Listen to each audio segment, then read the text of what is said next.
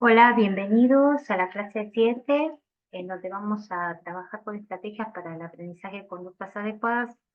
Entre una de las cosas que vamos a ver hoy va a ser el análisis funcional de conductas para poder descubrir los apoyos necesarios. Y vamos a ver, digamos, además de esta estrategia, vamos a ver otras.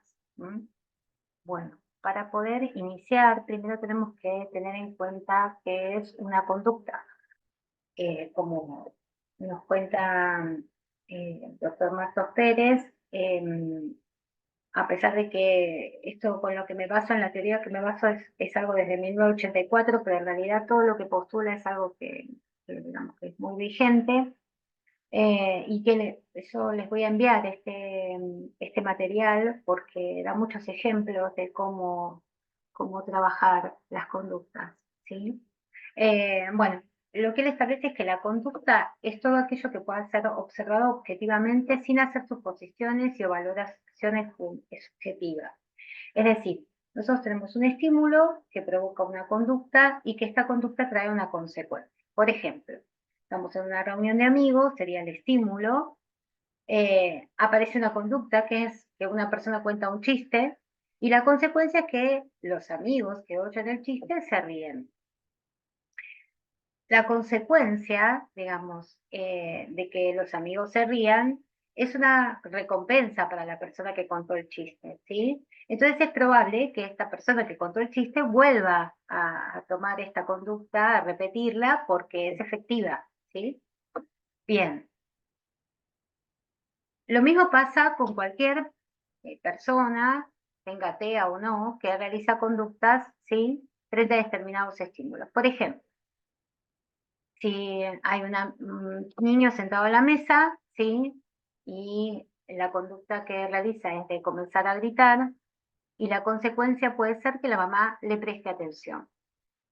La recompensa que el chico logra a partir de su grito, ¿sí? Hace que probablemente, digamos, lo vuelva a hacer para lograr nuevamente esta recompensa, ¿sí? Y que esta cada vez sea con mayor intensidad, porque en realidad para él es efectivo. Él quiere de alguna forma llamar la atención de la madre, lo hace a través del grito y es efectivo al realizarlo porque la madre le presta atención. ¿Qué pasa si frente al mismo estímulo y frente a la misma conducta, la consecuencia es distinta? O sea, que la consecuencia es que la madre no le presta atención. Lo más probable es que como no obtuvo la recompensa que él pretendía, que era la atención de la mamá, entonces esta conducta empieza a disminuir, porque al no ser efectiva, no genera la recompensa que el chico espera, digamos, busque otra forma de llamar la atención de su mamá. Teniendo en cuenta esto que dijimos recién, o sea, esto que hablamos recién, tenemos que tener en cuenta que hay conductas manifiestas, como las que vimos recién, es decir, visibles, ¿sí? Que uno puede observar, puede recordar, ¿sí? Tanto la persona que la realiza como la persona que, digamos, que es hacia quién se realiza esa conducta, ¿sí? Puede ser hablar en voz alta, lanzar una pelota, gritarle a alguien, ¿sí? Em, pero a su vez hay conductas que no son tan fáciles de poder descifrar qué quieren decir, ¿no? O hay conductas que, por ejemplo, son internas, ¿sí? Es decir, pensamientos que uno puede tener, sentimientos, ¿sí? Y entonces uno tiene que evaluar qué querrán decir esas conductas, ¿sí? Por ejemplo, si alguien que está por realizar, por saltar a la pista de hielo, una patinadora podría pensar, espero no caerme, ¿sí? Y sentiría nervios, y esto implicaría que su ritmo cardíaco se acelera, bueno, varias cosas, ¿no? Este tipo de conductas son conductas privadas, ¿sí? Lo que se llama el habla privada. A veces pensamos con imágenes, es decir, podemos imaginar cosas, ¿no? Podemos pensar en un cielo azul y recrear todo lo que para nosotros significa eso, ¿sí?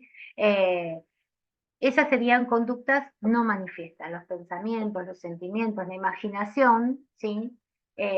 Son cosas que uno no, digamos que el otro no puede saber fehacientemente qué significan o qué tipo o qué es lo que está pasando.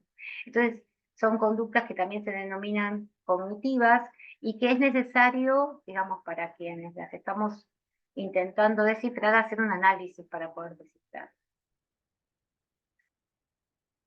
Teniendo en cuenta esto que estábamos hablando, ¿sí? Podemos identificar ciertas características de las conductas a las que habitualmente se llaman dimensiones del comportamiento, que son la duración de la conducta, o sea, el tiempo en el que esta conducta se manifiesta, ¿sí? Por ejemplo, una niña o alguien estudia una hora, la frecuencia de una conducta, es decir, cuántas veces aparece, ¿sí? En un periodo de tiempo esa conducta, eh, y la intensidad o la fuerza de esa conducta, ¿sí? Esto habla del esfuerzo físico o la energía empleada para llevarla a cabo, ¿sí? Entonces, por ejemplo, este ejemplo que da acá, que Mari aplaude muy fuerte, ¿sí? Ahí nosotros estamos viendo, ¿sí? Que esta conducta es una conducta que requiere un esfuerzo físico, como es el de aplaudir, ¿sí? Y una energía, porque es muy fuerte, ¿sí? Estas características son fundamentales para cuando nosotros tengamos o realicemos el análisis de la conducta. Son cosas que vamos a tener en cuenta, ¿sí? Para poder tomar dimensión de lo que la conducta implica. Tomando a otros autores, ¿sí? Que hablan sobre modificación de la conducta, quiero aclararles que en este libro se habla de muchas estrategias de conducta, ¿sí? Y de cómo trabajar en modificación de la conducta, pero no está específicamente pensado para personas con TEA, sino que está pensado para distintas circunstancias. Yo lo que tomo, ¿sí? Es parte de lo que, digamos, en la experiencia de trabajo, lo que yo he aprendido que ha resultado, ¿sí? Como eficaz para poder entender, digamos, y poder trabajar con personas con TEA o que presentan conductas disruptivas. Entonces, la modificación de conducta habla de que los problemas hay que tomarlos en términos de comportamiento, que pueden estimarse objetivamente. Lo mismo que nos decía Marto, ¿no? Es decir, que no podemos, que la idea es que las conductas implican, ¿sí? Eh, una forma de conducirse, una forma de hacer, digamos, y que tenemos que, cuando la evaluamos o cuando la miramos, la tenemos que hacer en forma objetiva, sin calificarla, ¿sí? Eh, y también habla de que los cambios en las evaluaciones del comportamiento es el mejor indicador de cómo si hemos logrado, ¿sí? Solucionar o no el problema, ¿sí? Es decir, si cambia la intensidad de la conducta, si cambia eh, la frecuencia en que la conducta disruptiva aparece. eh, bueno, evidentemente estamos encontrando la forma adecuada de trabajarlo. Implica, ¿sí? Procedimientos y técnicas, ¿sí? Que en realidad es eh, encontrar formas de alterar el entorno de un individuo y mostrarle o enseñarle, ¿sí? Formas más adecuadas de pedir o de hacer o de manifestar lo que necesita o lo que quiere. Obviamente, como ya hemos hablado en otras instancias, el entorno hace referencia tanto a las personas como los objetos, como los sucesos presentes en el contexto que se da en una situación determinada. Y muchas veces, por esto que hablamos, ¿no? De las características de las personas con TEA en particular, tenemos que tener en cuenta su sensibilidad, su perfil sensorial, que también puede ser algo que esté alterando su comportamiento. Y tenemos que entender, como ya vimos en el ejemplo que nos mostraba Martos, es que las personas, objetos y situaciones que componen el entorno se denominan estímulos, ¿sí? Ellos son los que provocan, de alguna manera, ¿sí? La conducta.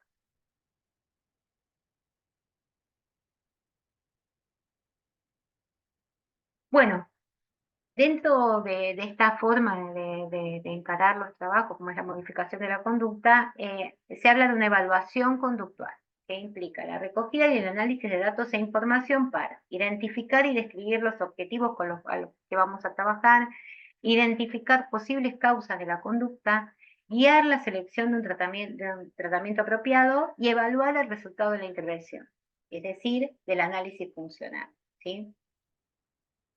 Entonces, la idea es poder ver lo que sucede, ¿sí? Tener una idea más clara de lo que, de cómo se da la aparición de una conducta, ¿sí? Para poder, digamos, encontrar alternativas, ¿sí? Que impliquen la desaparición de esa conducta, ¿sí? Muchas veces estas conductas tienen que ver o están relacionadas con excesos o carencias comportamentales, ¿sí? Las carencias conductuales serían que un niño se levanta de la cama con frecuencia y tiene berrinches a la hora de dormirse, que tira la comida al suelo, ¿sí? Es decir, carencia conductual porque no sabe cómo eh, realizar o cómo una conducta adecuada para expresar algo que le pasa, ¿sí?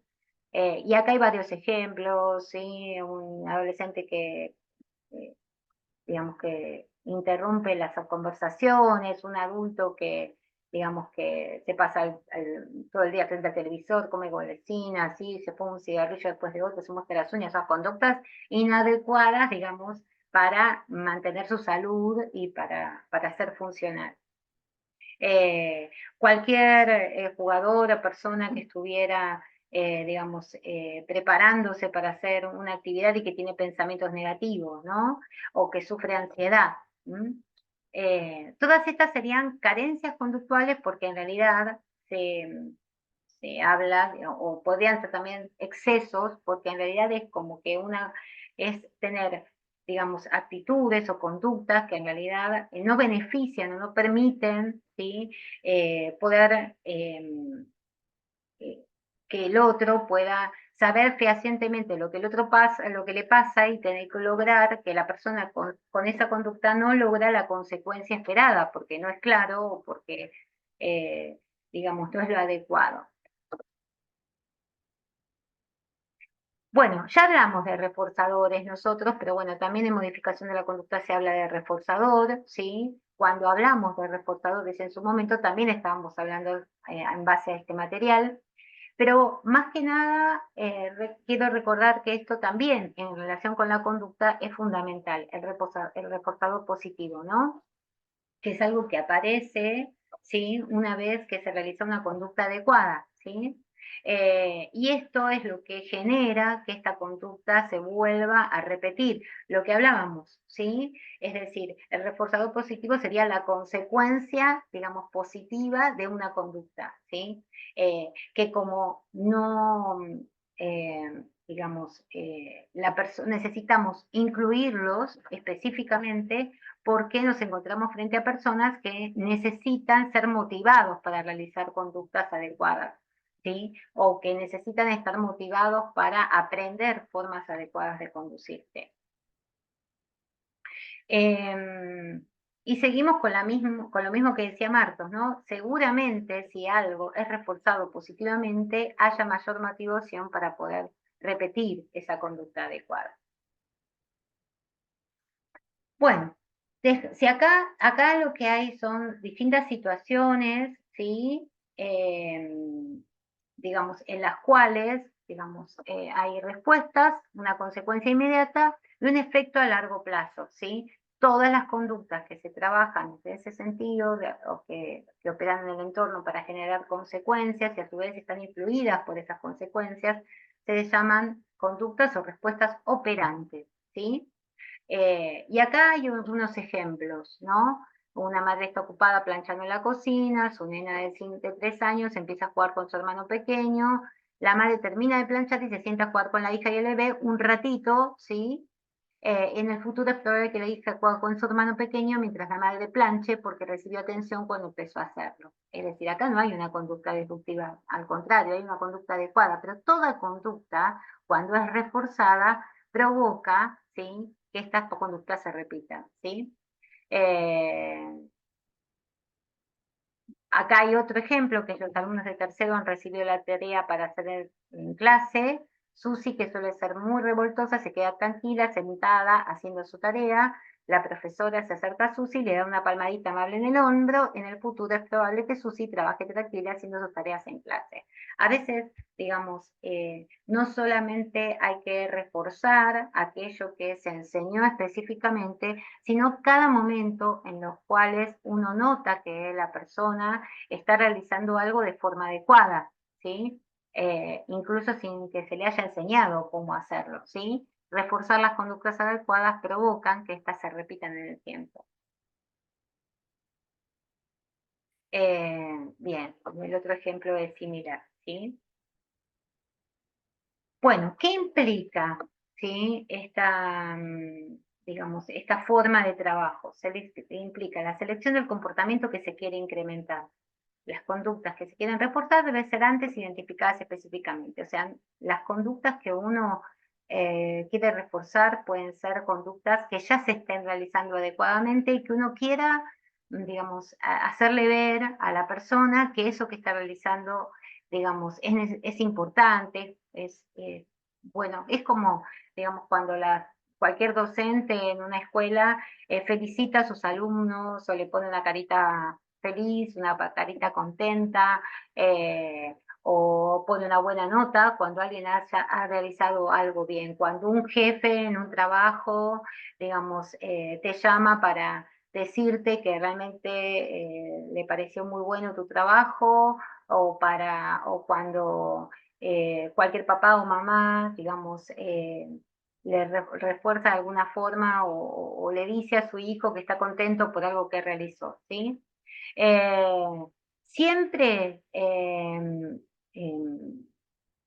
hay que entender que uno puede trabajar con alguna categoría en general de conducta. Por ejemplo, como dice acá, ser más simpático.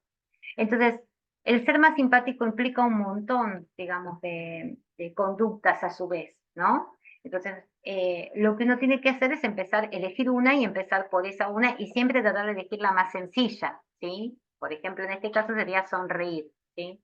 Eh, y este grado de concreción en ponerse a pensar cuál sería la forma más clara, digamos, eh, de explicar cuál sería la conducta adecuada, garantiza la fiabilidad en la detección de la aparición de la conducta. O sea, uno se puede dar cuenta claramente si la conducta se está realizando o no, porque es clara, digamos, la respuesta que esperamos, ¿sí? Y obviamente así va a poder también revisar cuántas veces se da, o sea, cuánto de eficaz esto, porque aparece varias veces en la persona, porque sabe la frecuencia, ¿sí? Y a su vez aumenta la posibilidad de que el programa de reforzamiento se aplique de forma consistente, porque es claro, o sea, no depende, digamos, de una interpretación, ¿sí? También vamos a elegir los reforzadores, también a su vez vamos a ver que este reforzador ha de ser brindado en forma inmediata para que quede clara que la consecuencia de esa conducta, ¿sí? Eh, es esa, digamos, ¿no? Porque a veces si pasa un tiempo entre que se realiza la conducta adecuada y que uno, digamos, demuestra esa conducta o demuestra porque a través de una felicitación o a través de entregar algo que a la persona le interese, digamos, no siempre es clara para la persona la relación entre una cosa, entre la conducta y la consecuencia. Por eso tiene que ser inmediato, por lo menos en un principio, ¿no? Y por supuesto, lo importante, como siempre, es llevar digamos, a encontrar en el ambiente, ¿sí? Lo natural, los refuerzos que son naturales, ¿sí? Por ejemplo, ¿a qué llamamos refuerzos naturales? Cuando uno está, digamos, el tomarse el tiempo para leer una señal o un cartel está reforzado por el hecho de que uno encuentra lo que quería encontrar, ¿sí? Eh, comer está premiado por el sabor de la comida, por el disfrute que uno siente, también porque el hambre, digamos, empieza a disminuir, ¿sí? Encender el interruptor es reforzado por el aumento de la iluminación, abro una canilla y sale el agua, ¿sí? Las conductas verbales y sociales serán recompensadas por las reacciones de otras personas, ¿sí? Esto para una persona con TEA es más complicado porque muchas veces le cuesta entender, digamos, las reacciones del otro. Entonces, por eso muchas veces los reforzadores que se usan son reforzadores más tangibles, más Es decir, ¿se acuerdan cuando vimos de reforzadores? Estábamos hablando de refuerzos manipulativos, ¿sí? Que tienen que ver con los intereses, puede ser que tenga que ver con que se le dé el objeto que le gusta, ¿sí? O una comida que le gusta, bueno, eh, eso es de acuerdo a las posibilidades de cada persona, ¿sí? Eh, la idea es que comencemos trabajando para reforzar con algo no tan natural, pero que después tendamos a que sea lo natural lo que refuerce, ¿sí? O sea que los indicadores del ambiente, el entorno en sí mismo sea reforzante. Em, Acá estamos ahora hablando, digamos, de otro tipo, de otros autores que también hablan sobre conducta. Este material yo no lo tengo como para compartírselos, pero es un material muy, muy importante, ¿sí? Esto sí está pensado mucho más para personas con TEA o sea, pero es hablar, digamos, de algo, de lo mismo que estábamos hablando hasta ahora, ¿no? Em, es decir, toma en cuenta también, y esto para que vean que no es solo un autor el que habla sobre esto, no es solo una teoría, sino que de distintas formas, y todas los materiales que relacionados con TEA hablan de todas estas cosas, ¿no? Hablan de que la intervención comunicativa sí es una alternativa para los problemas de comportamiento, ¿sí? Que una de las estrategias es enseñar formas específicas de comunicación. ¿Por qué? Por esto que hablamos. La conducta siempre implica algo que se quiere decir, algo que se quiere lograr, ¿sí? Muchas de las conductas de las personas con TEA tienen que ver con las conductas disruptivas, tienen que ver justamente porque no pueden expresar adecuadamente aquello que necesitan o quieren, ¿sí? Y entonces, hacer un análisis de conducta para poder descubrir cuál sería, digamos, la alternativa adecuada para enseñar, digamos, tiene que ver con esto. Las tesis fundamentales es que la conducta problemática, como les decía, puede ser adaptativa y por eso aparece con tanta frecuencia. O sea, algo que, eh, digamos, que nos resultó eficaz en un momento dado, nosotros lo volvemos a repetir, ¿sí? Si, como dice acá, si una niña aprende que la única forma de recibir la atención exclusiva de sus padres es golpearse la cabeza contra la pared, contra la mesa, entonces golpearse se convierte en una respuesta útil y adaptativa. A ver, esto no es porque, digamos, los papás conscientemente reforzaron estos, pero muchas veces sin darnos cuenta reforzamos conductas inadecuadas.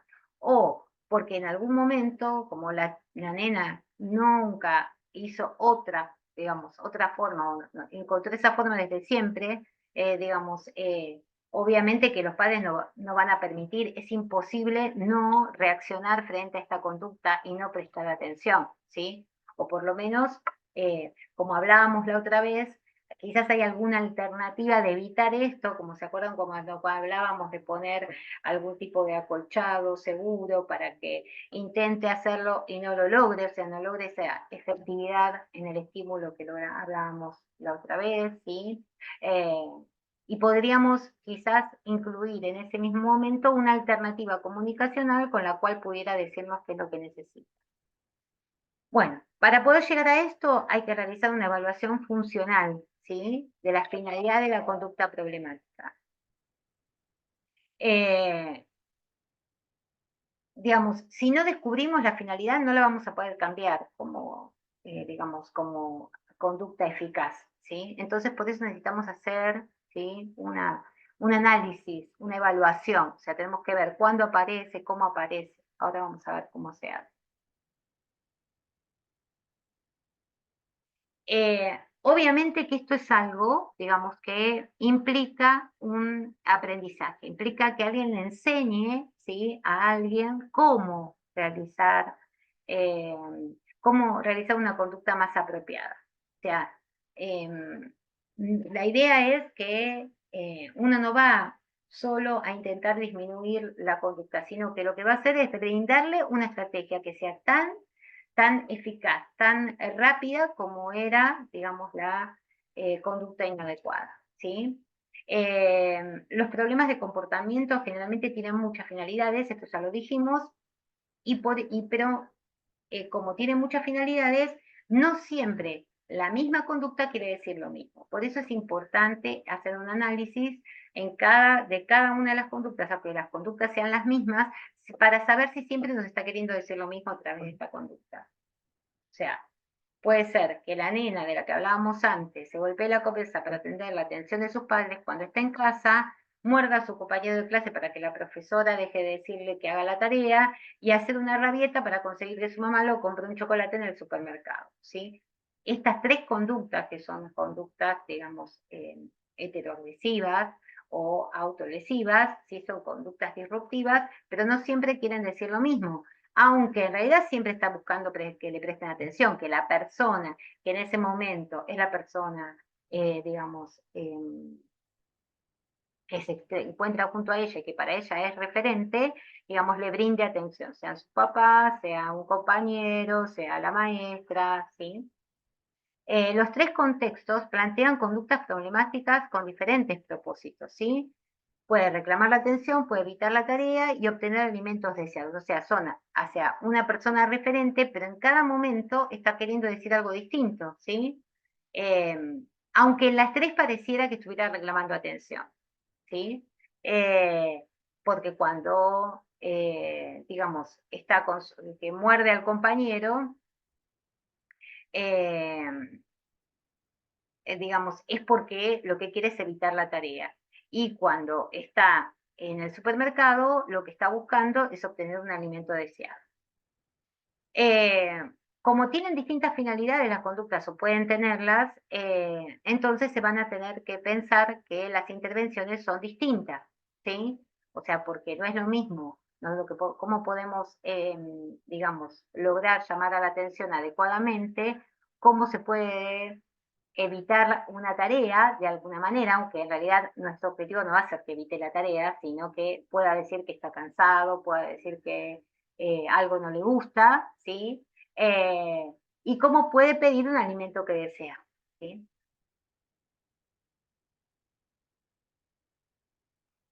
Esta intervención implica cambiar sistemas sociales, no al individuo. Es decir, va a ser un análisis con el cual nosotros lo que vamos a intentar es que la persona aprenda una forma nueva, eficaz y clara de lograr aquello que desea, ¿sí? Y que sea, digamos, una forma que además sea una conducta deseable, ¿sí? Para los demás. Entonces, el objetivo último no es solo el cambio de conducta, sino que la conducta, digamos, sea lo que permita, la conducta adecuada sea lo que permita una mejor relación social con los otros, ¿sí? Eh, o sea que es mucho más importante, o sea, no es solamente para que deje de tener una conducta inapropiada, sino para que aprenda a relacionarse adecuadamente con los otros. El uso adecuado de la intervención comunicativa eh, es para, como les decía, puede ser que tenga relación con la búsqueda de la atención, con la habituación de situaciones desagradables, la obtención de cosas concretas como alimentos o juguetes, así como actividades preferidas. Y también hay que tener en cuenta que además de estas tres opciones, que son las más comunes o las más habituales, puede haber otros factores que estén interviniendo. Y por eso antes hablábamos de la importancia de tener en cuenta las posibilidades, el perfil sensorial, porque lo sensorial puede estar, digamos, siendo como algo que interfiere, ¿sí? Y que provoca una forma de conducirse por la búsqueda de estímulos fuertes o por la búsqueda de eh, generar, digamos, estímulos que pueden ser aprendidos en algún momento como agradables para la persona, ¿sí? Como puede ser esto de ponerse el dedo en el ojo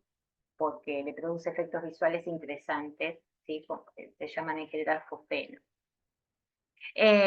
También puede ser que haya factores homeostáticos, porque o hay una escasa o una excesiva estimulación del entorno, u orgánicos. La autolesión puede ser resultado de ciertos factores biológicos. El dolor es una de las causas habituales de conductas disruptivas, porque la persona no entiende qué es lo que le pasa, no puede expresar que hay algo que lo está molestando, ¿sí? Y entonces, digamos, la única forma, digamos, posible para ellos es tener una conducta disruptiva, ¿sí?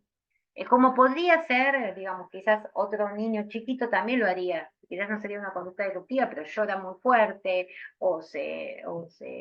eh, o no se quiere levantar de la cama, o, ¿sí? Son conductas esperables en alguien que no se siente bien, ¿sí?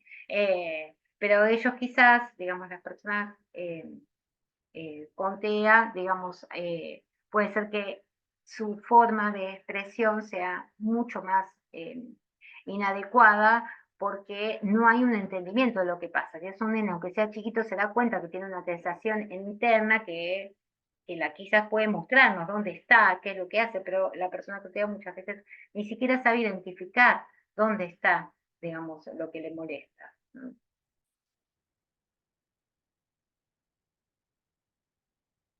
Bueno, entonces, ante una conducta disruptiva es importante poner en marcha estrategias de control, ¿sí? Es decir, la persona que está con la persona que está teniendo la conducta disruptiva, eh, es necesario que intervenga de alguna manera para que no se lastime ni lastime a otros, ¿sí?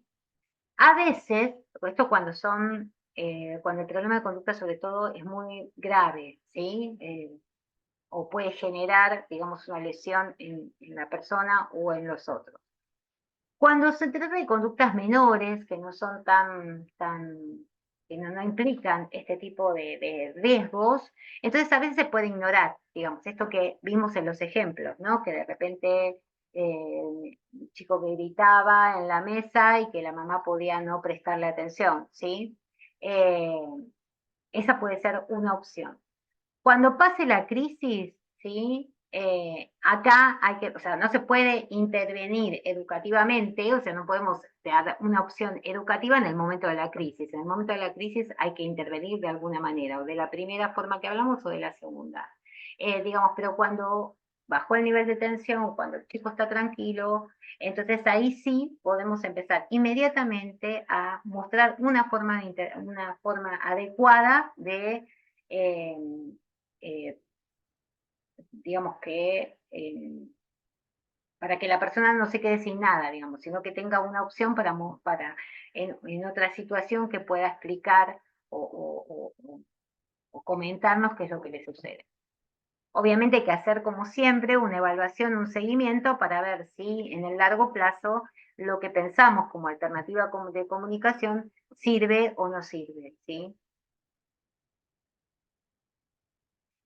La evaluación funcional, ¿sí? Implica una descripción. O sea, cuando nosotros hacemos la evaluación de conductas, tenemos que tener en cuenta que primero hay que hacer una descripción de cómo fue la conducta. Y esta descripción implica registrar, como mínimo se recomienda 2 semanas seguidas, ¿sí?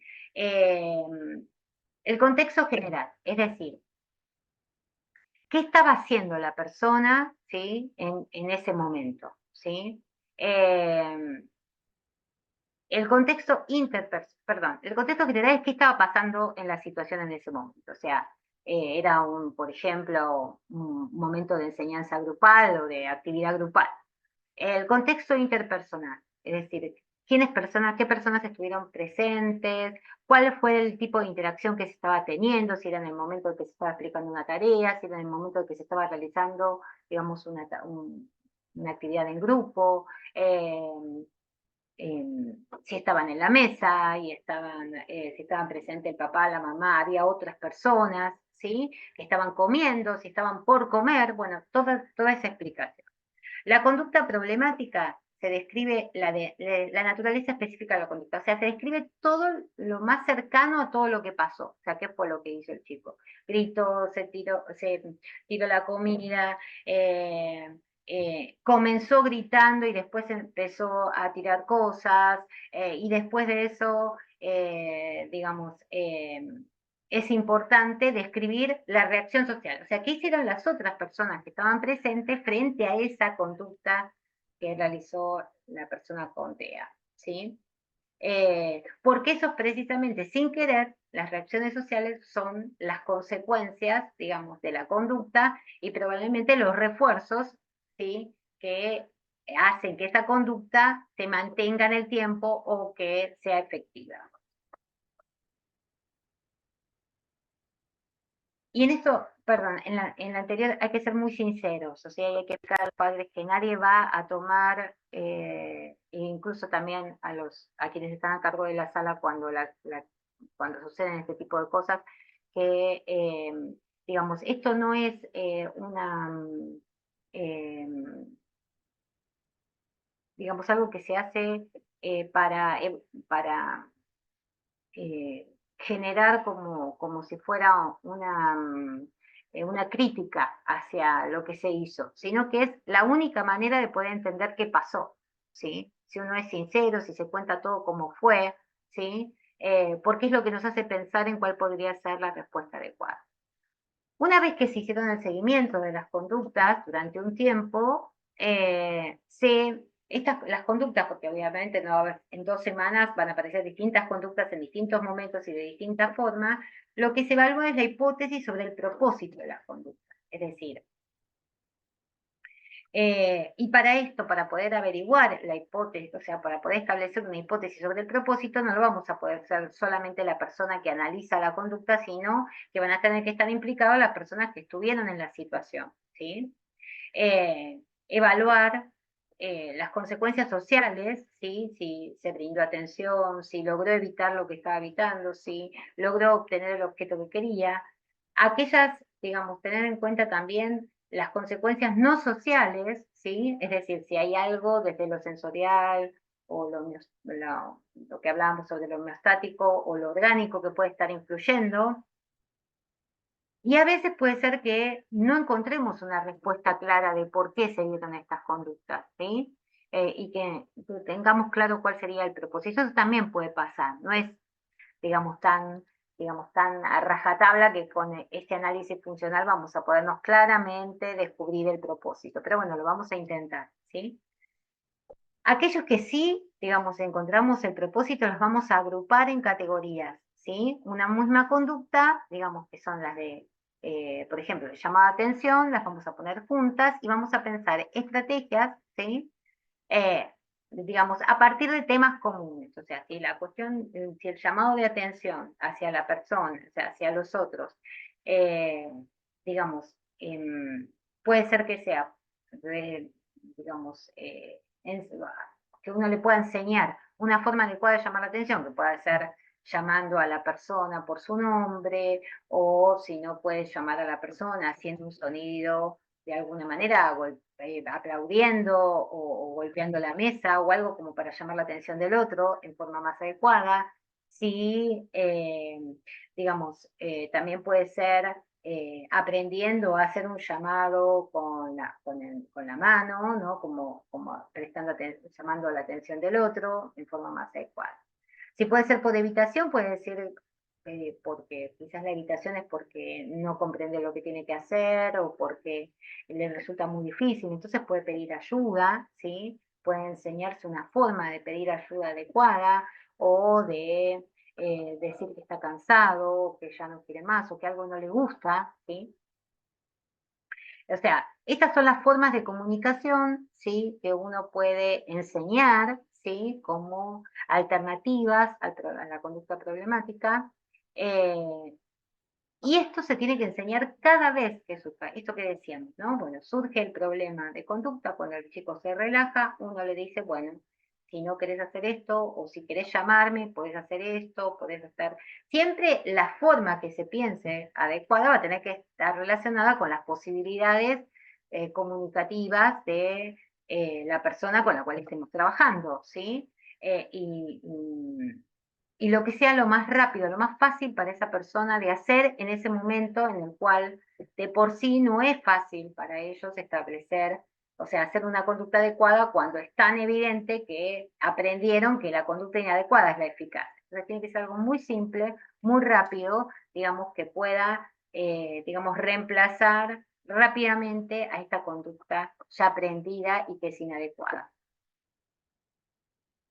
Y muchas veces hay que anticiparse, o sea, antes de, cuando uno ya ve que puede aparecer una conducta adecuada, decís, bueno, acordate que si querés tal cosa, me llamás, me puedes llamar, me puedes pedir, o sea, uno tiene que, digamos, enseñarlo cuando está bien y después, digamos, tratar de eh, recordárselo cada vez que sea necesario, ¿sí? Y ayudarlo a que pueda ser eficaz.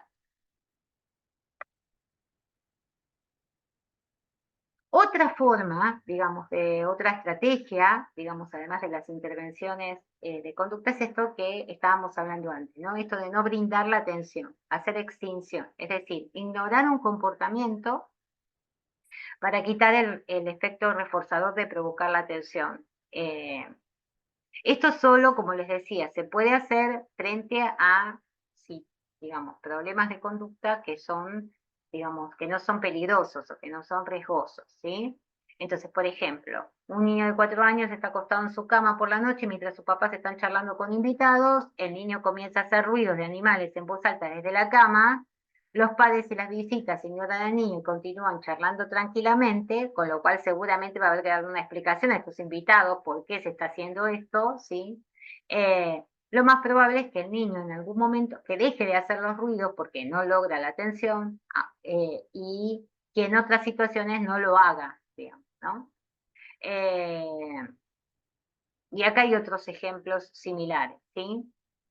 La idea es esto, de poder, digamos, quitarle ese lugar de conducta eficaz, digamos, en el llamado de atención, ¿sí?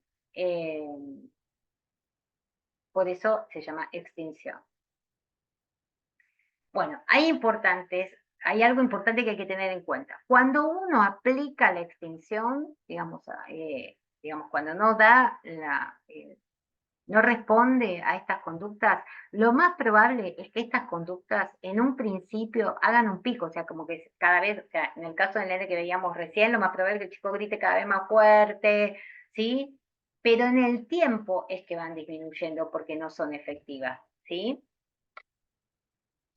Pero lo esperable es que, digamos, que las conductas se incrementen llamativamente. O sea, que uno no se tiene que asustar porque esto pase, sino que es lo esperable que suceda, ¿sí? ¿Y por qué ocurre esto? Porque lo que está intentando, digamos, la persona es lograr, digamos, que lo que hasta ahora fue eficaz continúe siéndolo, ¿sí? Entonces, eh, busca que vuelva a funcionar aquello que funcionó en un momento. La regla es que si uno si está convencido de que esta puede ser una alternativa, la tiene que hacer a rajatabla. Es decir, si uno decidió que va a ser extinción, la va a hacer, ¿sí? Porque si uno empieza haciendo extinción y cuando se asusta o piensa que digamos, corta la extinción, ya la extinción no nos sirve más, digamos, porque el chico lo va a intentar porque ya sabe que si insiste, insiste, insiste, al final lo logra, ¿sí? Eh, Obviamente, si aparecen riesgos, es obvio que no se puede continuar con la extensión y en realidad no era lo adecuado aplicar este tipo de técnicas, ¿sí? Otra, digamos, estrategia es la economía de fichas. La economía de fichas, igual que la extensión, perdón, me parece que me faltaba una, la de tiempo fuera. Antes de la economía de fichas vamos al tiempo fuera. El tiempo fuera en realidad es, digamos, como lo último que hay que usar. O sea, al revés de lo que muchas veces pasa, que es lo que primero que se piensa, sobre todo cuando los chicos están incluidos en la escuela, que lo primero que se hace es, bueno, no puede estar en el salón, lo sacamos del salón, digamos. Pero esto muchas veces no sirve, digamos, como estrategia en el tiempo. ¿Por qué? Vuelvo a repetir, a veces es lo único que se puede hacer, porque si un chico en un aula empieza a lastimar a sus compañeros o a tirar objetos, si esto empieza a ser algo, o se empieza a golpear de una forma, digamos, que no puede ser, hacerse extinción, es obvio que hay que, digamos, intervenir de alguna manera y quizás la única forma de intervención sea el tiempo fuera, es decir, sacarlo de la sala, del aula, ¿no? Pero en realidad, digamos, tiene que ser llevado a un ambiente en el cual eh, mm, digamos, de alguna manera lo que se evite es que el refuerzo de los otros, ¿sí? Si uno se lo lleva a un patio y en el patio no hay nadie, y en el patio nadie va a aparecer, y él en el patio no va a poder hacer nada de lo que le gusta hacer en el patio, que es, por ejemplo, correr o estar con sus juguetes, o estar, porque si en realidad va a poder hacer, va a seguir haciéndolo porque va a querer siempre salir al patio. ¿Sí?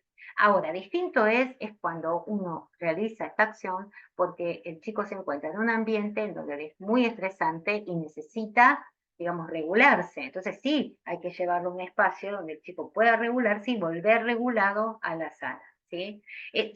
Por eso, a veces el tiempo fuera tiene sentido en algunos momentos y en otros momentos es contraproducente. ¿Sí? En realidad es un reforzador positivo para el chico porque logra lo que quiere. ¿Sí? Que es evitar quizás una tarea o, o, o, eh, o llamar la atención de la persona que está con él. ¿Sí?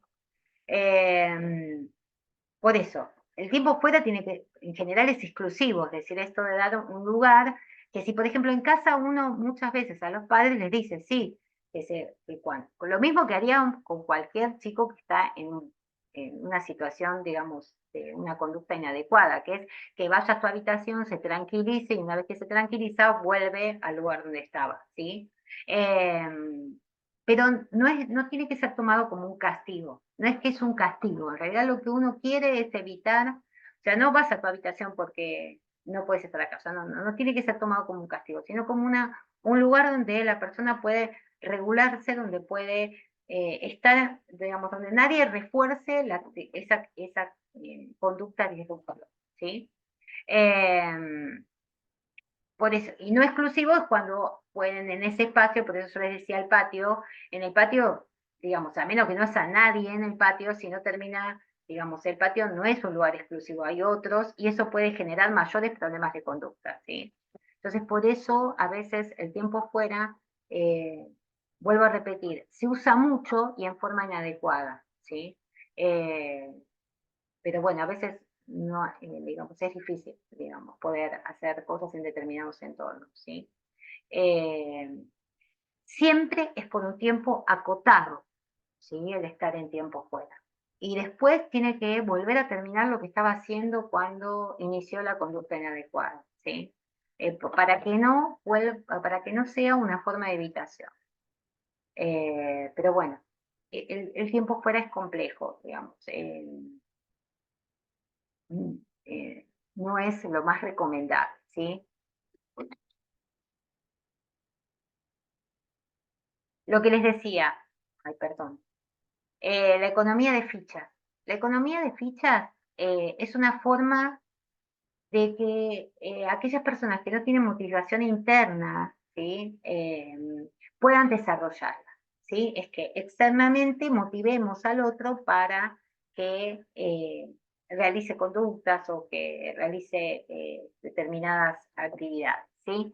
Es un sistema de pasos, por eso es una economía de fichas, se va dando, o sea, no es que porque, no es como como el reforzador positivo por haber hecho algo bien, sino que en realidad es que la idea es que cada vez que una persona hace, digamos, algo adecuado, ¿sí? O tiene que hacer, porque la economía de fichas se presenta antes, ¿sí? Se establece, digamos, hago así porque en general, digamos, es como eh, si fuera eh, una línea, eh, digamos, una serie de fichas, digamos, que aparecen, ¿sí? O espacios que se van llenando con fichas, ¿sí? Y que cuando se terminan de llenar esos espacios, que en realidad pueden ser 3, 5, depende de la persona, con niños en general, digamos, se empiezan con muy poquitas fichas para lograr obtener, digamos, algo que le interese, ¿sí? O sea, el reforzador es lo que se logra cuando se termina, digamos, de conseguir todas las fichas, ¿sí? Es como el álbum de figuritas, digamos, ¿no? Como que uno puede obtener un premio cuando termina de llenar el álbum, digamos, como esa es más o menos la idea que implica la economía de fichas, ¿sí? Pero se explica, digamos, a la persona qué es, digamos, lo que se espera que realice, ¿sí? Cuánto tiempo, o sea, cuántas cosas va a tener que hacer y lograr para poder, o sea, cuántas fichas va a tener que obtener para lograr el premio, ¿sí? Y se utilizan fichas porque es algo tangible, ¿sí? No queda en lo que yo le digo, ay, si haces esto, después vas a hacer, no, no, yo le estoy mostrando que, ¿sí? Eh,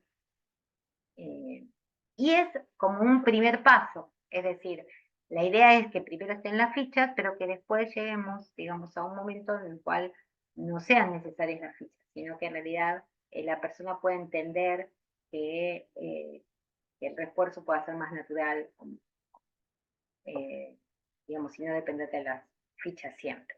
¿Mm? Eh,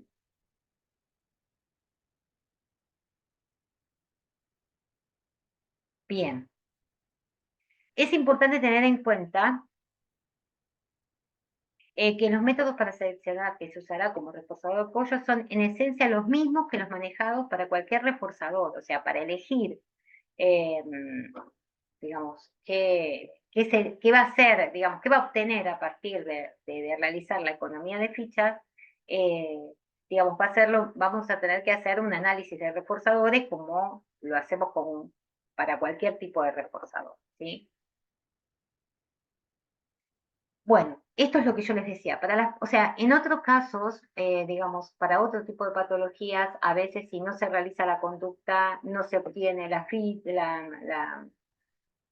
ficha, entonces si no se lo obtiene, eh, digamos, puede tardar mucho más en conseguir, digamos, ese reforzador. Acá no, digamos, o sea, se le explica, o sea, en el caso de otras patologías es como evidente que si no lo hizo, se muestra la ficha y te dice, no, no la tuviste, o no bueno, en TEA, en realidad lo que se refuerza es la conducta positiva, por esto que hablábamos, esto del aprendizaje sin error, digamos, de siempre tender a que sea claro, digamos, la conducta y la consecuencia, ¿sí? Que siempre la consecuencia sea la conducta esperada, ¿sí?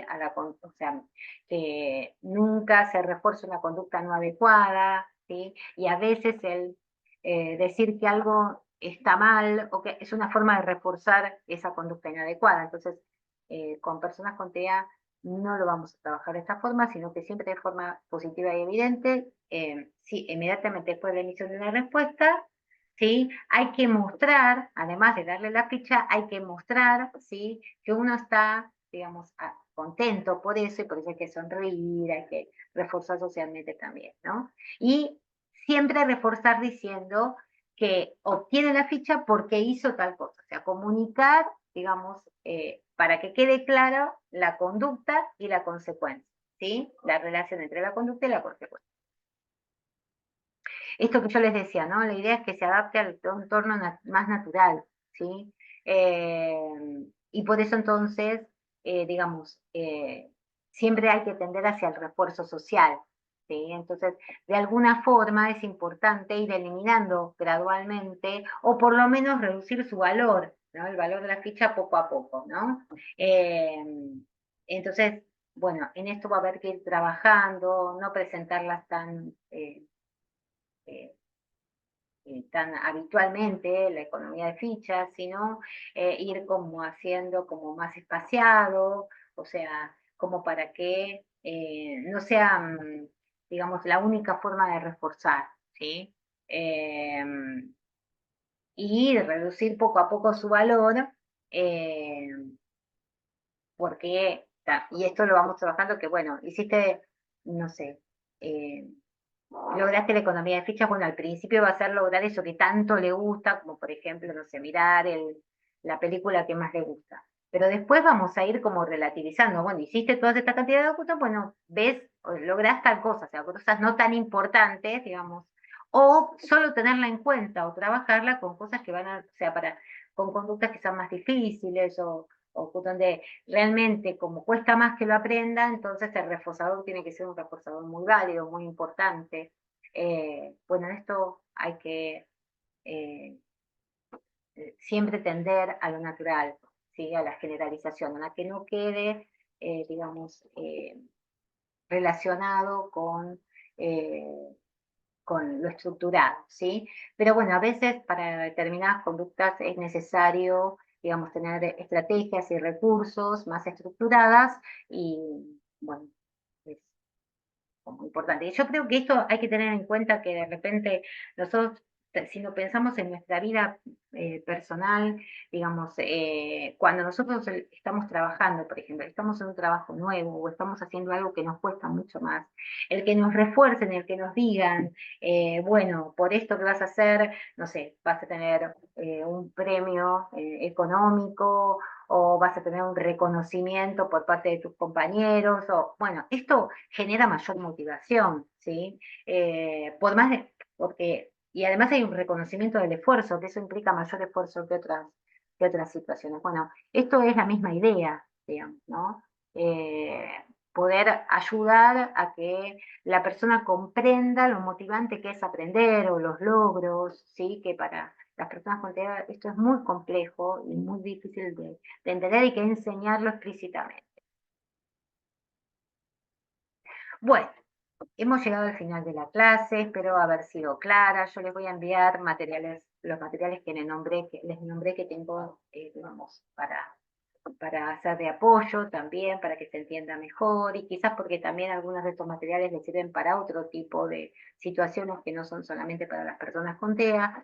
Pero hoy estuvimos hablando, ¿sí? Que para poder aprender conductas adecuadas es necesario tener en cuenta las características de todas las propias de toda conducta, que la modificación de la conducta tiende, digamos, a buscar lograr una mayor interacción social, una mayor inclusión social, ¿sí?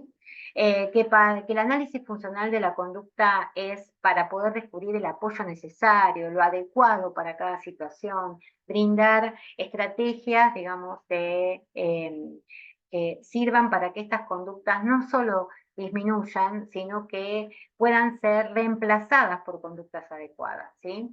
Estuvimos hablando de intervención comunicativa, estuvimos hablando de reforzadores, estuvimos hablando de estrategias de control de crisis, ¿sí? Estuvimos hablando de extinción, ¿sí? De tiempo fuera y de economía de ficha. Y a esto se suma todo lo que estuvimos hablando antes, ¿no? De la autorregulación, de todo lo que tiene que ver con desensibilización, todo lo que tiene que ver con comunicación, todos los apoyos necesarios están incluidos. O sea, no se puede, digamos, hablar de una estrategia sin hablar de las anteriores, ¿sí? No podemos dejar de pensar en conductas y pensar en el perfil sensorial de las personas. No podemos, digamos, solo quedarnos en ver la conducta sin tener en cuenta al entorno, ¿sí? En el cual esta conducta se desarrolla. Y sobre todo no podemos, digamos, eh, o no debemos sacar conclusiones prejuiciosas, ¿sí? Ni de la persona que realiza la conducta, no lo hace porque es malo, no lo hace porque es caprichoso, lo hace porque no tiene otra forma de hacer, porque no puede comunicar o no puede expresar adecuadamente lo que necesita o porque no aprendió, digamos, digamos, las la forma de hacer adecuada, ¿sí? Es decir, que es nuestra eh, responsabilidad como terapeutas el poder brindar opciones. Y lo mismo la familia no refuerza porque quiere, ¿sí? No refuerza conductas inadecuadas porque quiere, porque es la fácil, lo hace porque no sabe cómo hacerlo de otra manera, porque quizás está cansado. Yo creo que si cada uno de nosotros se sincera, digamos, y piensa en su propia vida, sabe que también muchas veces por cansancio, eh, porque, digamos, no sabe cómo, refuerza conductas inadecuadas en otros, digamos, todo el tiempo. O sea, seamos sinceros y reconozcamos que todos hacemos esto. Entonces, no juzguemos al otro ni lo critiquemos, al contrario, escuchemos, seamos empáticos, pensemos juntos y, digamos, demos la posibilidad de que la persona, de que los demás puedan ser sinceros, porque si nosotros nos ponemos a criticar, lo único que vamos a lograr es que las personas no sean sinceras y no vamos a encontrar, digamos, la información necesaria para saber cómo ayudar con la conducta. Nos van a decir que las cosas están bien o nos van a decir que ellos no hacen lo que hacen, digamos, de reforzar porque les da vergüenza o porque no se animan. Entonces, es importante, digamos, brindar el espacio, digamos, adecuado para que podamos, digamos, contar con la información necesaria y poder ayudar y brindar, obviamente, también la contención frente a situaciones, digamos, que lo que provocan las conductas efectivas, que provocan mucho cansancio, mucha angustia en las familias, ¿sí? O en el entorno, también a los profesionales que trabajan diariamente con chicos disruptivas, también generan, digamos, mucho cansancio, mucha angustia, y también a ellos hay que contener. Y por supuesto, trabajar en equipo, porque la verdad que no es tan fácil muchas veces entender el propósito de las conductas, así que hay que ser, digamos, muy eh, respetuosos del procedimiento que implica el análisis y a su vez, digamos, ser creativos, o sea, pensar en que quizás esto que resultó con muchos chicos, con este chico no resulta y hay que pensar en otra cosa. ¿Sí? Y algo que yo he aprendido con el tiempo, digamos, es que lo que tiene que ver con lo orgánico, los dolores, las molestias, muchas veces, digamos, se manifiestan a través de conductas disruptivas. Entonces, una de las primeras cosas que hay que descartar es si no hay un dolor de muelas, un dolor de panza, u otras cosas más graves, digamos, que estén pasando. Entonces, recomendar a las familias que lo lleven al dentista, que lo lleven al médico con regularidad, que averigüen cómo están, digamos, sobre todo cuando nosotros vemos que esto aparece de repente, o sea, cuando en realidad hasta ahora el chico no tenía este tipo de conductas y de repente aparecen conductas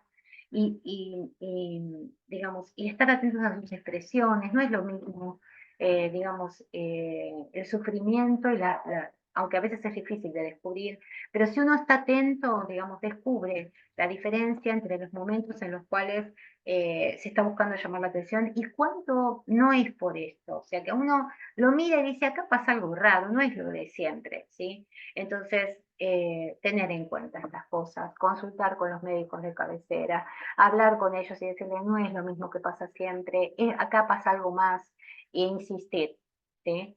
Porque, y obviamente prevenir, por eso yo digo lo de las consultas con los médicos, porque no van a aparecer dolores de muela si el chico cada tanto va al dentista y le hacen una revisión. No van a aparecer, o bueno, sí pueden aparecer, pero digamos, es menos probable que si el chico tiene control médico, de repente no aparezcan cosas graves, ¿sí? Que pueden pasarle a cualquier chico cuando no está cuidado en este sentido, porque los papás a veces no se dan cuenta. Hay chicos que pueden estar, digamos, teniendo cuestiones como enfermedades y no mostrar ningún síntoma, no tener fiebre, no tener, digamos, síntomas claros de lo que está pasando. Entonces, el control médico es importante, ¿sí? Bueno, espero que les haya servido todo lo que hablamos.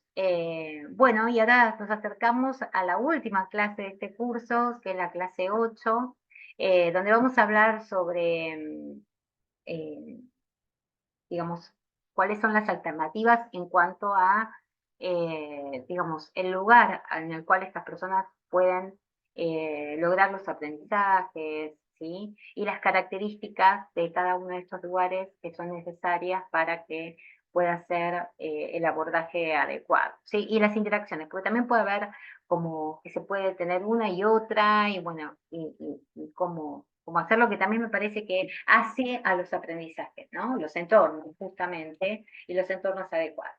Bueno, nos vemos en la próxima clase. Adiós.